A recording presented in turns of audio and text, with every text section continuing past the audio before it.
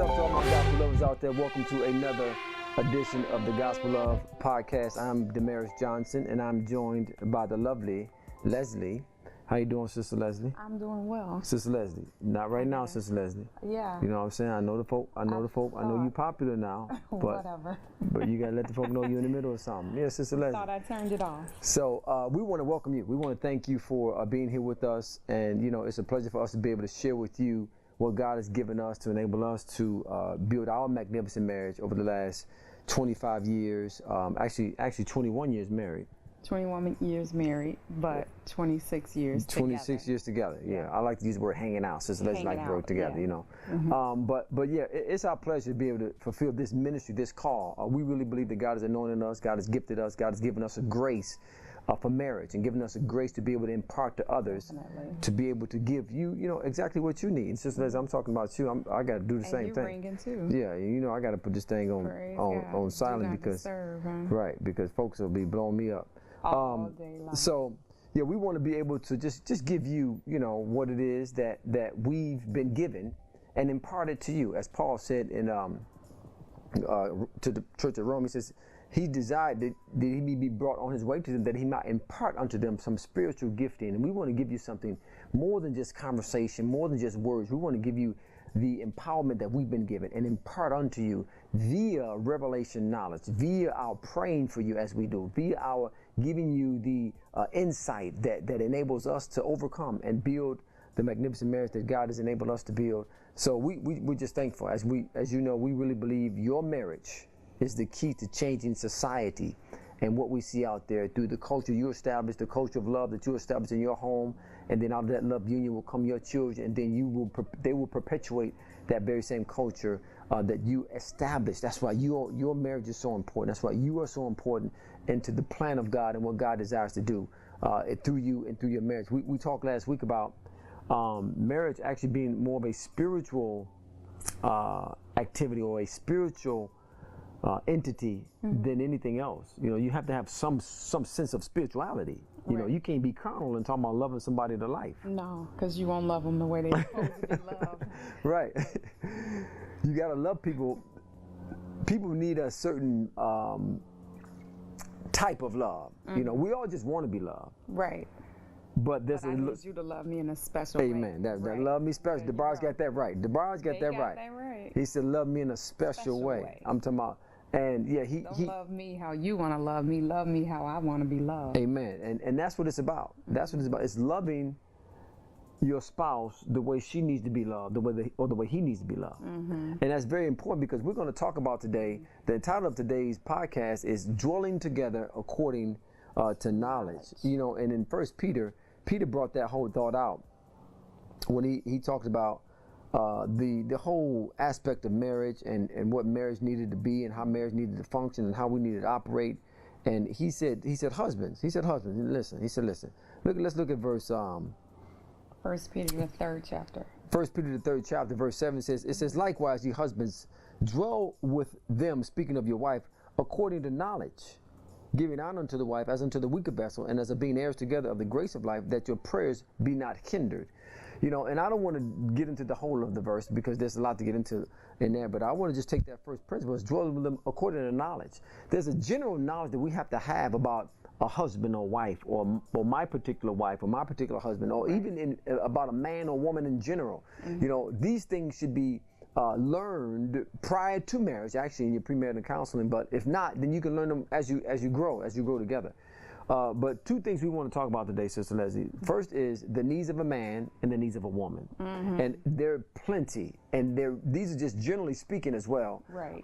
Because of what I may have gone through in my life, and because of what you may have gone through in your life, there's a special need there. You know, there's a special need. So we're going to be speaking generally here, but these general principles are universal to men and women, to husbands and wives. So first I want to address the whole idea of a need, Sister Leslie. Okay. Because a lot of folks don't really have a need, or I should say like this, they mix up their needs with their wants. Right. You know, the Bible says, my God shall supply your need, all your need. Now, The issue with that is most folks throw their wants in there too. Right. Right? So when we think need, also I want you to think function. That's really what I want to get to. When we think need, there's certain things that I need as a man, just a man, generally speaking, in order to function, that you need as a woman in order to function. There's certain things that we need, you know, that a man needs, that a woman needs. God designed us with specific needs in order for us to function. Now, as we go deeper into that, and this is where, you know, our coaching you will come in, we get to know you as a person. And then that may add to those particular needs because of my experiences or my failures or my disappointments or whatever I might have been through in life. But generally speaking, man and woman were designed with specific things that they need just to function. I'm talking about just to function as a man, just to function as a woman. If Sister Leslie don't give me certain things that I need, then it's a challenge for me to really function as a man, let alone a husband. And it's vice versa, same thing for you. Amen. That's why it's important for us to really understand the needs that a man has or the needs that a woman has before we talk about I love you and I want to be married. Right. Because if I don't understand that, then I'm gonna be lacking some things. And this is what happens. This is what happens to a lot of couples. They get into this thing and it's like, whoa, I didn't know you needed all that. Right. Well, I didn't know you was that needy. Well, you know what? Yeah, we all that needy. Yeah. Just so you know, we all got this. All of us come with a little baggage. Yeah, and we got this thing with so needy. Yeah, you needy. You just as needy, my man. Right. We all just as needy. We just got in different ways. Just in different ways, and we have to be able to receive from God and the love that He put in our heart, so that we can supply the need that our particular spouse or wife may have, or husband may have in that particular matter. The first thing, we want to address the man's needs. We'll address the man's needs first and foremost, because Let's he's talk really about the two basic or major needs of a man. Right, because to be quite, he more needy than the woman. At times, definitely. Well, no, and I'm talking about, and generally speaking, we don't understand, because in a sense, the woman was created whole. Because she came out of the man, the rib of the man. It's the man that's lacking, that something was taken out of him. So by nature, he's more needy than the woman. Oh, okay. Because the woman was completed, she was created whole. And she had nothing taken out of her. But the man was the one that had something taken from him, which left him with a deficit or left him with a need. So we really complete. So you really, the woman is really complete in the sense, that's what enables her to complete the man. The actual word for I would create a man to help me is the word complete. The woman is a completer of the man in a sense. Okay. There's a dual meaning to that word help me, but she in the sense she's the completer of the man. So therefore we want to start with the man needs, because he's the most needy. So the first thing is we're going to use the word companionship. There's two things that a man, we word companionship. The Bible says it is not good for man to be alone. Man needs a companion. Amen. I needed you to connect with me, Sister Leslie. And because of our connection, that enabled me to be more of the man God wanted me to be. Yeah. When did you recognize or realize that, you know what, you meant more than just being a wife? You meant more in the sense of completing and connecting with me. When did I realize that? Yeah. Let me see. Total transparency. Complete. When it was time to pay bills.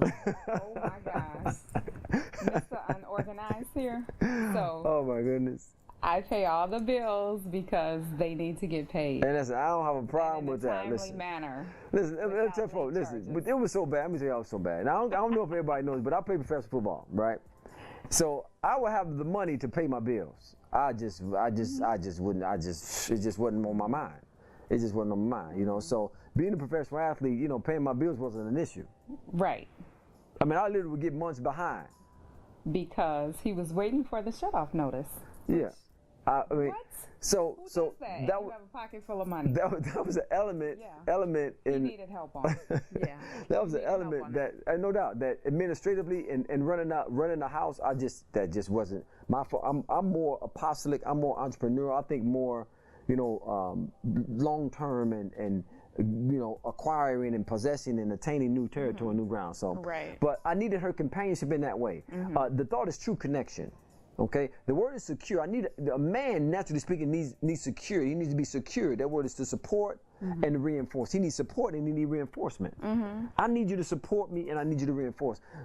Wives, support your husband.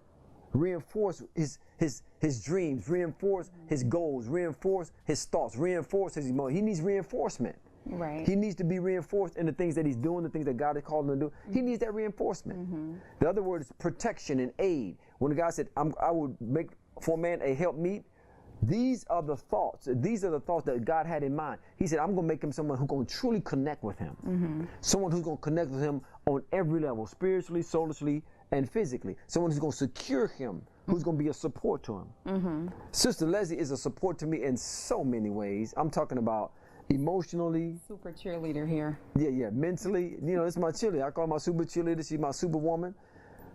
All of that. I need that. And I'm not ashamed to say I need that. You know, a man was created with that need so that I need to be reinforced. I need to be told, you can do that, baby. Yep, you can do it. Yep, come here. You're my handyman. Whatever I need to be fixed around here, I call you. You know, those are the things that go into building up and reinforcing who your husband is. You got this little thing you say you like love. Seeing you outside cutting that grass. Like, go ahead and go past that window with that lawnmower. Yeah, that thing charged me up. See, because I know what's coming at the end of that thing. See, I know what's coming at the end. So, no, those things are important. Those things are important. So wives, and I don't want to go too fast here. A man needs companionship. He needs you to be his companion. He needs you to truly connect to him in a way that reinforces him, a way that supports him, that he feels protected. He feels like you're there to assist him, you're there to aid him in his endeavors and his goals and his dreams as he pursue who it is God has called him to be. He don't need you out there living your own life. Right. That ain't what he needs. So many marriages are just in the mess because you got two people living two separate lives. And that's and it makes it difficult. The second thing that's a need for a man is the sexual empowerment. Sexual empowerment.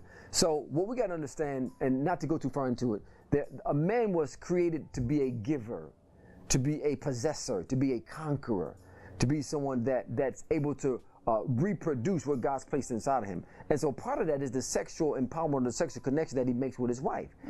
That's why Adam got so excited when he seen this woman. Whoa. He said, wow. He said, the word in Hebrew is wow. When he said, that's mine. Bring that here to me. This gonna be mine. This gonna be mine.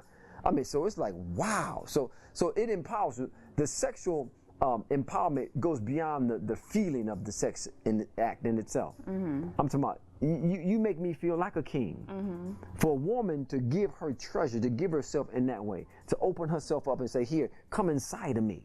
Come on, connect with me on this physical level. Become a part of my body. He who is the sexual union is about becoming one in body, as the word of God says.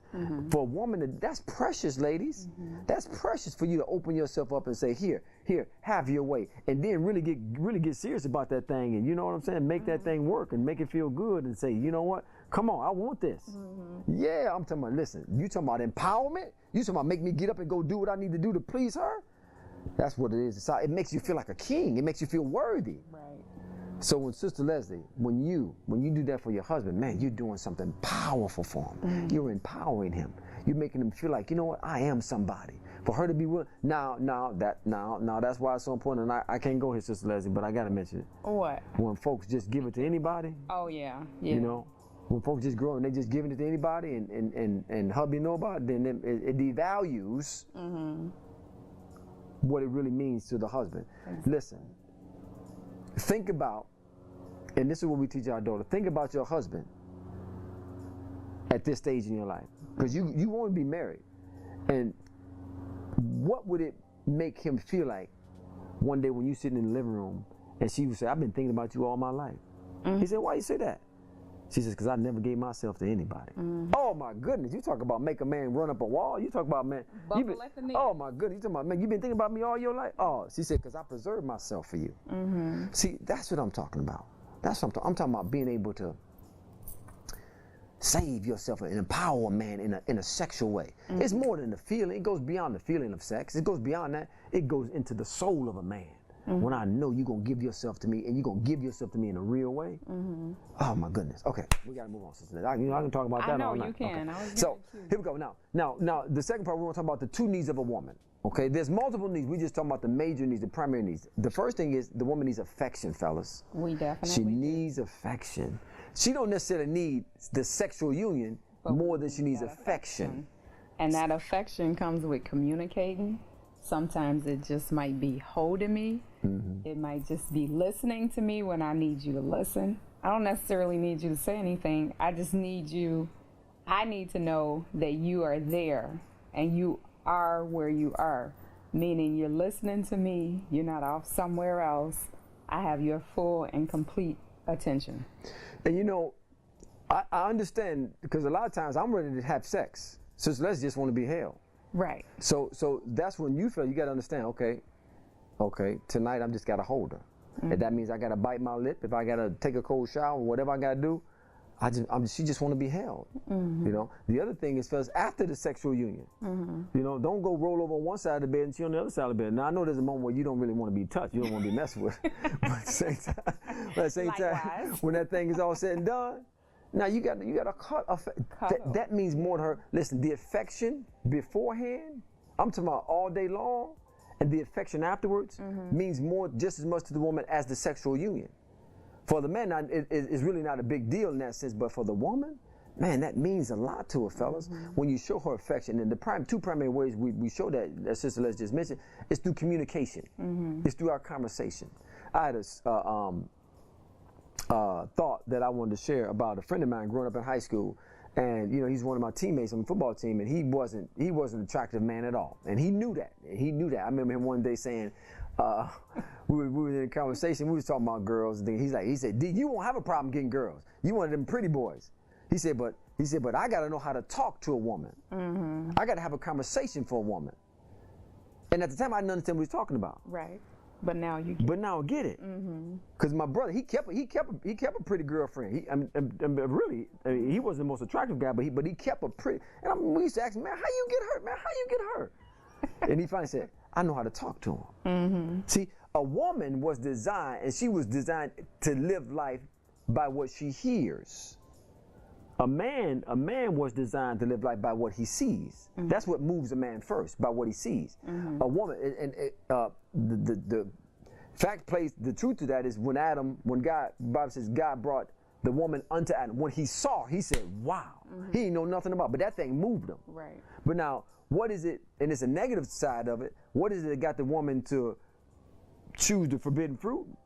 The conversation. The conversation the serpent had with her. Right. Is what he said to her. See, he talked her into that thing. Right. So that was a negative example, but the point was, a woman needs to hear things when it comes to being affectionate. Right. She needs to hear things. Sister Leslie, I mean, when I first met Sister Leslie, I was talking to her like I was King D, and it was a privilege for her to be hanging out with me. Exactly. And that didn't quite get it. You know, I was smooth enough to change my game. But I was smooth enough to change the game up now. I changed the game up on you. And then you got the right hand. Right. You see. So what happened? I said, well, this ain't working. Normally, this level of conversation might work.